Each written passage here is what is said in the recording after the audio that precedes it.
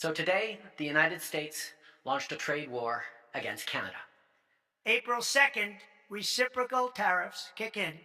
And whatever they tariff us, other countries, we will tariff them. That's reciprocal, back and forth. Whatever they tax us, we will tax them.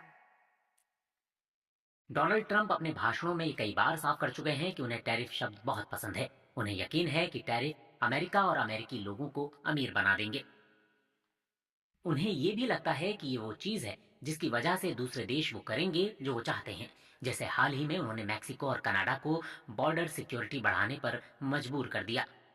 Trump ने अपने दोस्त और दुश्मन देशों पर tariff लगाकर एक नया ट्रेड वॉर छेड़ दिया है। पहले तो ये जान लेते हैं कि टैरिफ क्यों लगाते हैं। टैरिफ एक तरह से टैक्स होता है और दूसरे देश से आयात किए गए सामान पर लगता है। दरअसल सरकारें यह कदम अपने देश में मैन्युफैक्चरिंग को बढ़ाने के लिए उठाती हैं। सरकारों को लगता है कि इससे आयात होने वाला सामान महंगा होगा और उनके देश में बनने वाले सामान की खरीद बढ़ेगी। छोटे व्यापारियों को ज्यादा मौका मिलेगा और देश में नौकरियां भी बढ़ेंगी। सरकारें व्यापार घाटे की वजह से भी यह कदम उठाती हैं। जैसे ट्रंप कहते हैं कि अमेरिका चीन से आयात ज्यादा कर रहा है लेकिन चीन में निर्यात कम कर रहा है। इससे अमेरिका को व्यापार घाटा हुआ तो उस व्यापार घाटे को बैलेंस करने के लिए भी यह कदम उठाया जाता है। जो लोग टैरिफ लगाने की पैरवी करते हैं उनका कहना है कि इससे देश के मैन्युफैक्चरर्स को फायदा होगा, लोकल बिजनेस को फायदा होगा। लेकिन जो इसके हक में नहीं है उनका कहना है कि आखिरकार प्रोडक्ट महंगा होगा और पैसा ग्राहक की जेब से ही जाएगा। क्या ये टैक्स दूसरे देश को भरना होता है? ट्रंप कहते हैं कि ये तो दूसरे देशों पर टैक्स है, लेकिन जरूरी नहीं है कि दूसरा देश या उसकी कंपनी ये टैक्स भरेंगे। जो अमेरिकी कंपनी सामान आयात करती है आमतौर पर ये उसे भरना होता है। कई अर्थशास्त्री तो ये चेतावनी दे रहे हैं कि आखिर में आम लोगों के लिए महंगाई बढ़ेगी, क्योंकि वॉलमार्ट या टारगेट जैसे चेन स्टोर इस अतिरिक्त चार्ज को उस प्रोडक्ट की कीमत में जोड़कर ही बेचेंगे। तो महंगा तो ग्राहक के लिए हुआ। अब जैसे ट्रंप ने 25% टैरिफ कनाडा और मैक्सिको पर लगाया, तो यानी कि अगर कनाडा या मैक्सिको का कोई प्रोडक्ट $4 में अमेरिका में बिक रहा था तो अब $1 ज्यादा में बिकेगा, तो $4 वाला प्रोडक्ट $5 का हो गया। क्या पहले भी हो चुका है ट्रेड वॉर? ट्रंप चीन को एक आर्थिक खतरे के रूप में देखते हैं। अमेरिका चीन की वजह से व्यापार घाटे में भी है। ट्रंप अपने पिछले टर्म में भी चीन के साथ ट्रेड वॉर छेड़ चुके हैं। पिछले टर्म में भी ट्रंप ने चीन पर आरोप लगाया था कि चीन अमेरिका की इंटेलेक्चुअल प्रॉपर्टी चोरी कर रहा है। अमेरिकी कंपनियों पर चीनी कंपनियों को तकनीक ट्रांसफर करने का दबाव बन रहा है। चीन ने अमेरिकी कंपनियों को चीन में ज्वाइंट वेंचर से ही बिजनेस करने दिया।